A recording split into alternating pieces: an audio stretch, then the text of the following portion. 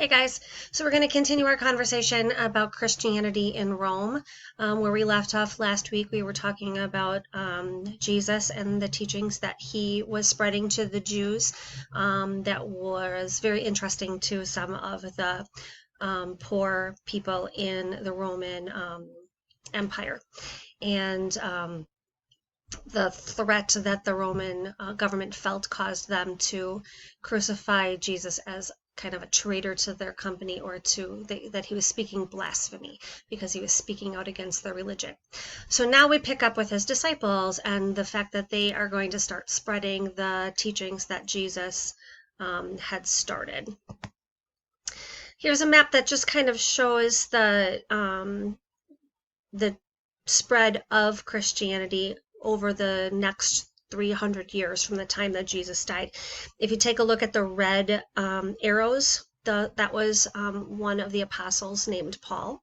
And Paul really kind of went crazy. He took the ideas that Jesus was teaching and spread it not only to Jews, but to anyone who would listen. So he was speaking to pagans too. Now, pagan, if you did the vocabulary review last week, that just means somebody who's monotheistic. So a pagan religion is the word that's used more often today. And it just is talking about people who have lots of gods or more than one god. So here you can see the red plus signs or crosses, as they're meant to be here, are showing where Christianity spread by 100. So about 60 years or so after Jesus was crucified, there were Christian communities within the regions where those red crosses are located. That doesn't mean that they were exclusively Christian, because that's absolutely not the case. But there were people that were practicing the religion of Christianity about 60 years after Jesus died in those areas. And then you go to the blue crosses, and that is 200 years after. Now in 300 AD, Christians are still not trusted by the Roman government and not really treated well. It was still kind of an illegal religion at that time, but it still has spread quite far. This is just talking about the apostles, or those people who became teachers after Jesus died. So they were disciples of Jesus, and now they're called apostles because they're spreading the new religion. And remember, the biggest piece that they were spreading, other than the message of the 10 Commandments and kindness to each other, was that Jesus' death allowed them to get forgiven for their sins. This is a big space to cover. This is a lot of land. When you superimpose the Roman Empire over a map of the United States, it's almost our entire country. And so it's a lot of ground to cover, but there were a lot of things that were kind of in favor of Christianity being able to spread quickly. And that is that everyone in the empire had a common language, so the communication wasn't a challenge, as it might have been before Rome conquered all of this land. It could have been much more challenging to try to communicate these ideas if you didn't speak the same language as someone. Also, this is a time of something called the Pax Romana, years of peace, Romana, Rome. So the Pax Romana was a time of about, I think it's 200 years, it might be 300 years of peace, where Rome just wasn't really at war with anybody. So that's going to make travel easy and safe, and easy to spread ideas, but also that Rome built a huge infrastructure of roads in their empire. They wanted their soldiers to be able to travel from place to place very quickly without needing to worry too much about hazardous terrain, hazardous geography as they traveled. So they built roads, and that's going to work for traders and for other folks as well. So those three ideas really made the idea of spreading easier than it might have been otherwise. Paul's a guy that becomes pretty important. He is one of the men who is spreading Christianity. He was on that first map that I showed you, those arrows. He was over 10,000 miles of travel to spread the word. And he talked to lots of people who were very intrigued by the idea of Christianity, and the difference between he and his teachings and Jesus is the fact that Paul, as I mentioned before, is talking to all types of people, not just Jews. This spread does cause a problem for lots of Roman emperors, as we talked about last week. They see threats to some of this. One very prime example was a leader named Nero. His picture is up in the corner at the top, and he was very threatened. If you look up Nero, and like if you Google him, some of the things that come up are things about him being one of the worst leaders in history, one of the most evil men.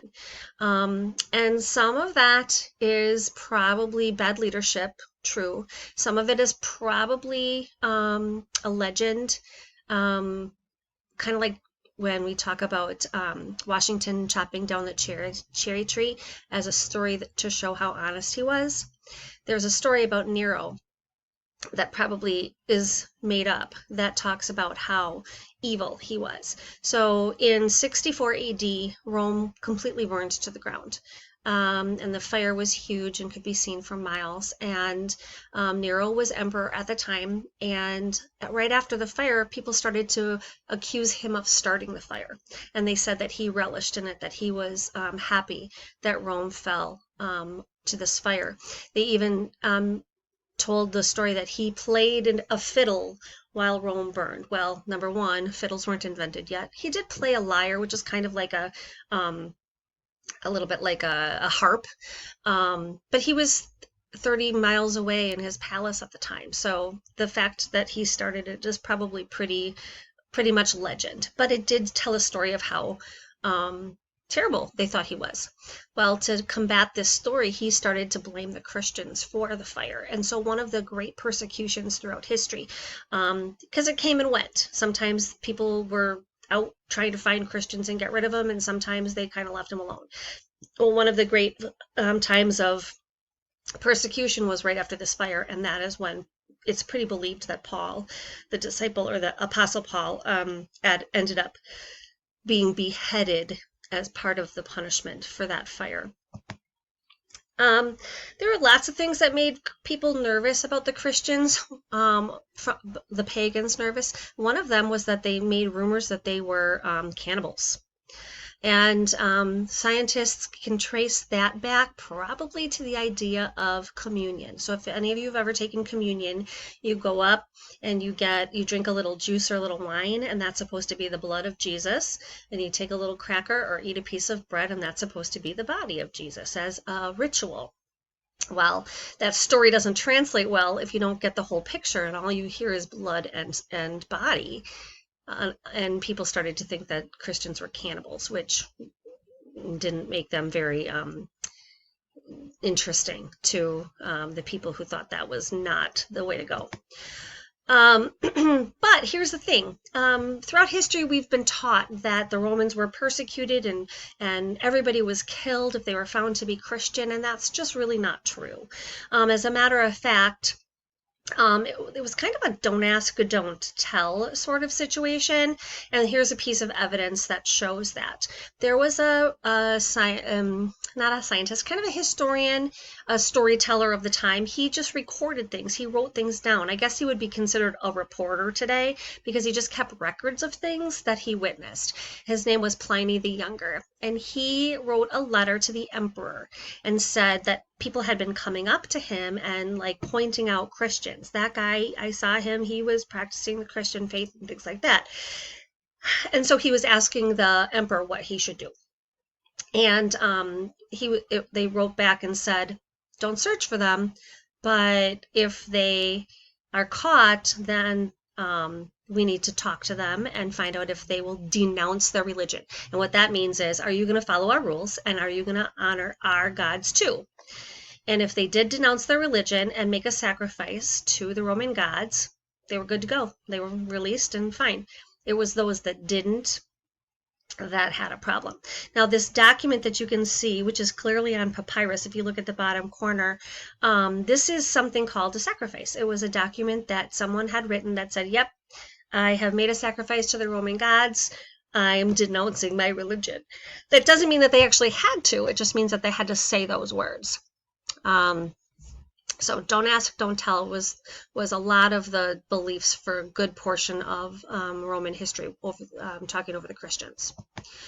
But if Christians were caught, the punishments were drastic and severe. We talked about beheadings, like Paul was beheaded after the burning of Rome, along with many, many other Christians. That starts to become in later years kind of a good way to die if you're Christian, because it was quick. Other things were you were crucified, so putting on the cross. You could be burned to death, or you could be thrown to the lions, so to speak, like this shows. We're going to watch a little video of that.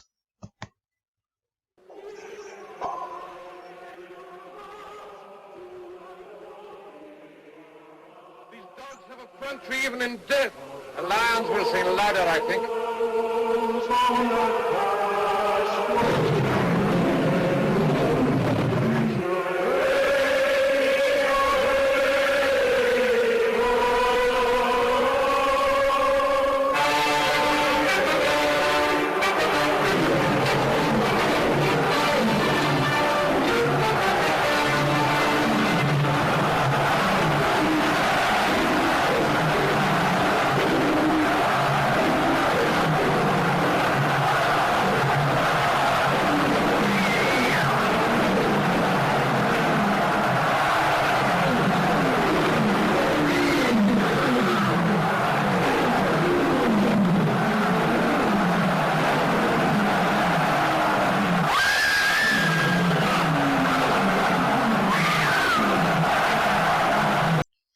So that shows a lot about, number one, how cruel the Romans could be, but also that they took enjoyment out of this type of punishment. Now, the Colosseum, which we're going to talk about a little bit more in the next couple of weeks, was a big amphitheater for events such as this. But please remember that this is a Hollywood movie, and so they're sensationalizing a lot of what we believe might have happened during that time. The number of people that were in that arena and the number of lions that were being released are probably quite exaggerated. But the idea that they would be put into an arena like this and lions or other types of animals would be released and that's how they died, that is truth. All right, I'm going to do a second video in just a minute and talk about how Christians start to combat the idea of Roman persecution by becoming a little bit of a secret society. So that'll come up next in the next video.